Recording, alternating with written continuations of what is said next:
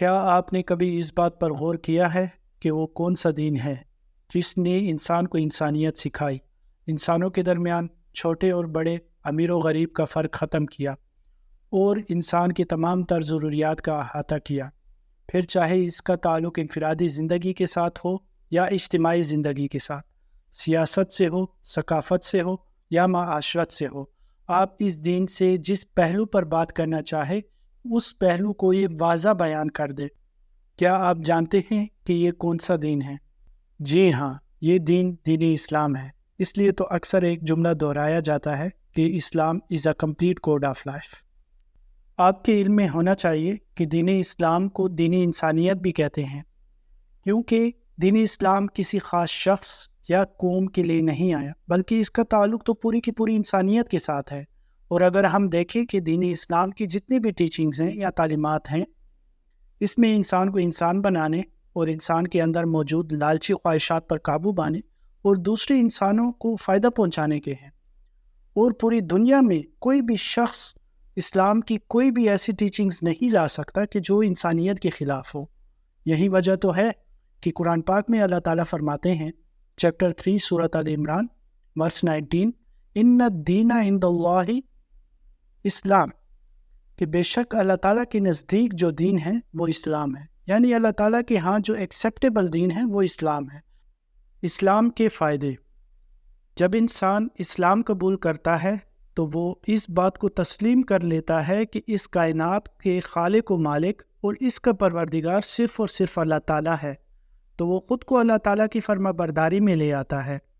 تو وہ پھر اپنی زندگی کے تمام اختیاری کاموں، یعنی وہ کام جس میں اللہ تعالیٰ نے انسان کو اختیار دیا ہے کہ جو چاہے کرے، ان کاموں میں وہ اللہ تعالیٰ کی فرما برداری کرتا ہے اور حد سے تجاوز نہیں کرتا۔ تو اس فرما برداری کے نتیجے میں انسان کو دنیا و آخرت کے بہت سے فائدے ملتے ہیں۔ ہم سب سے پہلے عملاً زندگی کے فائدوں کو دیکھتے ہیں کہ اس فرما برداری کے نتیجے میں انسان کی عملاً زندگی پر کیا امپیکٹ پڑتا ہے۔ سب سے پہلا فائدہ: ایک سچا مسلمان اخلاقاً خدا ترس، حق شناس اور راست باز ہوتا ہے۔ وہ دنیا میں یہ سمجھ کر اپنی زندگی گزارتا ہے کہ تمام چیزوں کا مالک خدا ہے۔ اس کے پاس جو چیزیں موجود ہیں، چاہے وہ مال ہے، حکمرانی ہے یا طاقت ہے، وہ ان تمام چیزوں کو خدا کی امانت سمجھتا ہے اور ان کا صحیح استعمال کرتا ہے۔ وہ کبھی بھی حد سے تجاوز نہیں کرتا، کیونکہ وہ ان چیزوں کو خدا کی امانت سمجھتا ہے اور اسے معلوم ہے کہ جب خدا یہ امانتیں واپس لے گا تو سخت حساب کرے گا۔ تو آپ خود سوچیں کہ ایسے شخص کی ساری زندگی انسان کی خدمت میں گزرتی ہے، اور وہ شخص حق شناس، خدا ترس اور راست باز ہوتا ہے۔ اسلام کا دوسرا فائدہ: اس نظریے کے ساتھ جو شخص اس دنیا میں رہے گا، اس کی اخلاق کا اندازہ آپ خود کریں۔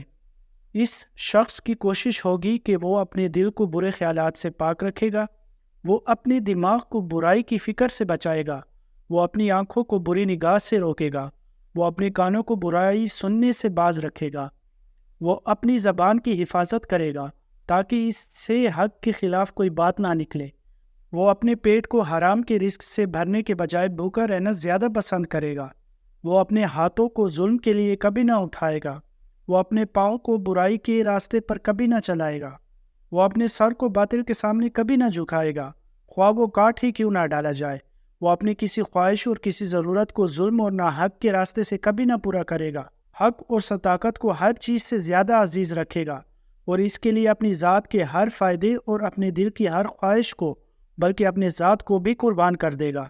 وہ ظلم اور ناراستی کو ہر چیز سے زیادہ ناپسند کرے گا اور کسی نقصان کے خوف سے یا کسی فائدے کے لالچ میں اس کا ساتھ دینے پر آمادہ نہ ہوگا۔ دنیا کی کامیابی بھی ایسے شخص کے حصے میں ہوتی ہے۔ سب سے بڑی بات کہ ایسے شخص کو اس دنیا میں سب سے زیادہ معزز اور شریف سمجھا جائے گا، کیونکہ اس کا سر خدا کے سوا کسی کے سامنے جھکنے والا نہیں اور اس کا ہاتھ خدا کے سوا کسی کے آگے پھیلنے والا نہیں۔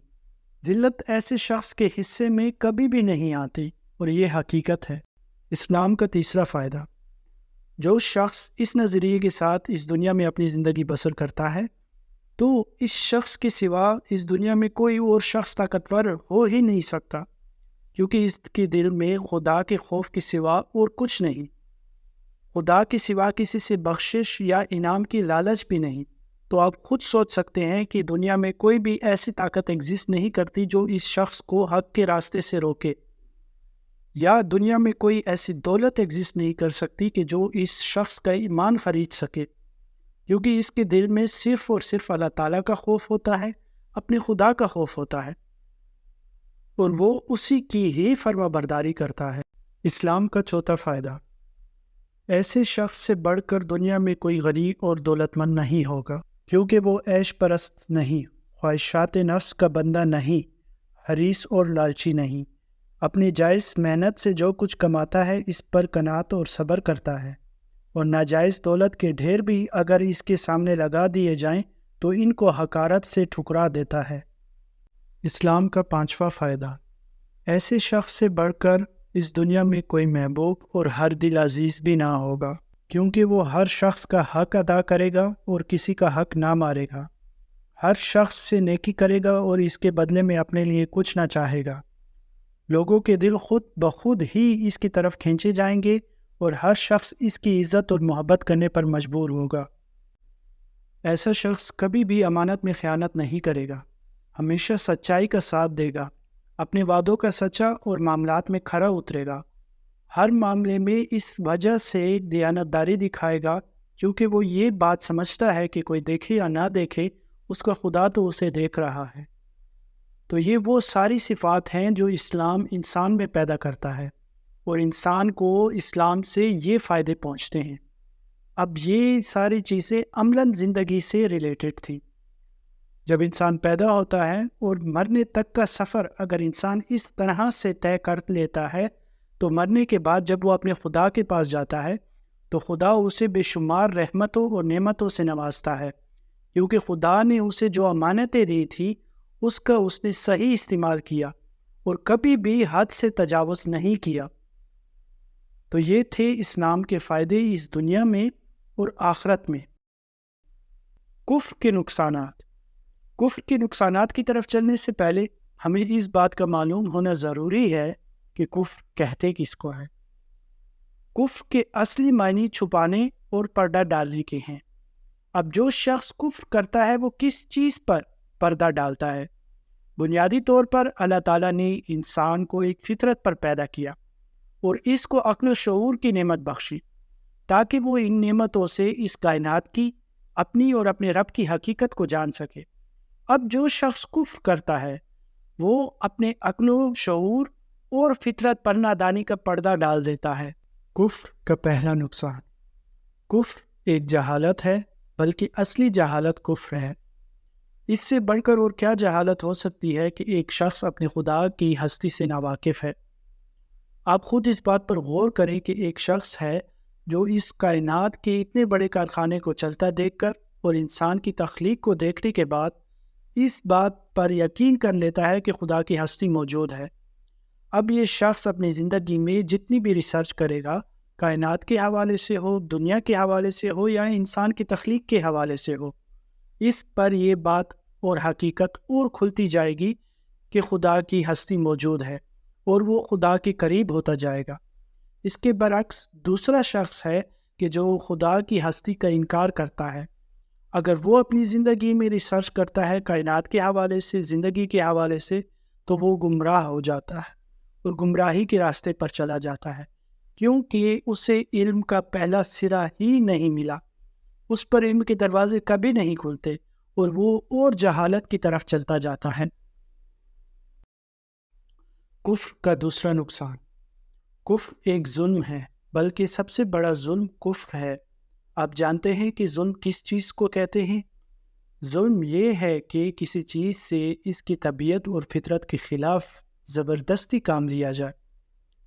آپ کو معلوم ہے کہ اس کائنات میں موجود تمام کی تمام چیزیں، سورج، چاند، تارے، ہر چیز ایک خاص ضابطے اور قانون کے مطابق عمل کرتی ہے، اور یہ ضابطہ ایک خدائی قانون ہے جس کے مطابق یہ لوگ عمل کرتے ہیں۔ حتیٰ کہ انسان کا جسم اور اس میں موجود ایک ایک چیز اس قانون کے تابع ہے۔ مثال کے طور پہ انسان کی آنکھوں کا کام ہے دیکھنا اور وہ دیکھتی ہے، کانوں کا کام ہے سننا، وہ سنتی ہے، پھیپھڑوں کا کام ہے سانس لینا، وہ سانس لیتی ہے، اور کبھی بھی یہ اپنے ضابطے اور قانون کے خلاف نہیں گئے۔ تو اس کا مطلب یہ ہے کہ دنیا میں موجود تمام کی تمام چیزیں، حتیٰ کہ انسان بھی ایک خاص قانون اور ضابطے پر عمل کر رہا ہے، اور یہ خدائی قانون ہے۔ اب جو شخص کفر کرتا ہے وہ اپنے جسم کے موجود تمام کے تمام اعضاء کو ان کی فطرت کے خلاف استعمال کرتا ہے۔ مثال کے طور پہ انسان کا دل میں صرف اور صرف اللہ تعالیٰ کی محبت اور خوف ہونا چاہیے، مگر جو شخص کفر کرتا ہے وہ اپنے دل سے خدا کا خوف نکال لیتا ہے اور خدا کی محبت نکال لیتا ہے، اور اپنے دل میں دنیا کی محبت اور دنیا کے بت بٹھا دیتا ہے۔ تو یہ کیا کرتا ہے؟ اپنے دل پر ظلم کرتا ہے۔ اللہ تعالیٰ نے ایک خاص ضابطہ رکھا ہے کہ آنکھوں کا، کانوں کا اور جسم کے ایک ایک اعضاء کا استعمال صحیح طریقے سے کرنا چاہیے کہ جس سے دوسرے انسانوں کو فائدہ ہو، لیکن جو شخص ظلم کرتا ہے، کفر کرتا ہے، وہ اپنی تمام کے تمام اعضاء پر ظلم کر رہا ہوتا ہے۔ کفر کا تیسرا بڑا نقصان، کفر انسان کی زندگی پر بہت برے اثرات ڈالتا ہے۔ آپ خود اس بات پر غور کریں کہ جو شخص اس یقین کے ساتھ زندگی بسر کرتا ہے کہ مرنے کے بعد سزا و جزا کا عمل نہیں ہونا، تو آپ خود سمجھ سکتے ہیں کہ ایسے شخص کی زندگی برے کاموں کا گہوارہ ہوگی۔ ایسے شخص، اس کی اخلاق خراب ہوں گی، اس کی معیشت خراب ہوگی، اس کی معاشرت خراب ہوگی، اس کی سیاست خراب ہوگی، اس کی معیشت خراب ہوگی۔ ہر زندگی کی جس پہلو سے آپ اس کو دیکھیں گے، اس پہلو میں وہ شخص برا نظر آئے گا، کیونکہ ایسا شخص اس دنیا میں امن کی جگہ بدامنی پھیلائے گا، قتل و غارت کرے گا، دوسروں کے حقوق کھائے گا، ظلم کرے گا، اور اسی کے ساتھ جب ایسا شخص اس دنیا سے جاتا ہے اور روز قیامت اللہ تعالیٰ کی ہاں پیش ہوگا، اللہ تعالیٰ کی عدالت میں حاضر ہوگا، تو اس کے جسم کا ایک ہی حصہ اس کے خلاف گواہی دے گا، اس کی آنکھیں اس کے خلاف گواہی دیں گی، اس کے ہاتھ اس کے خلاف گواہی دیں گے، حتیٰ کہ وہ زمین کہ جس زمین پر اس نے برے کام کیے ہوں گے، وہ زمین اس کے خلاف گواہی دے گی۔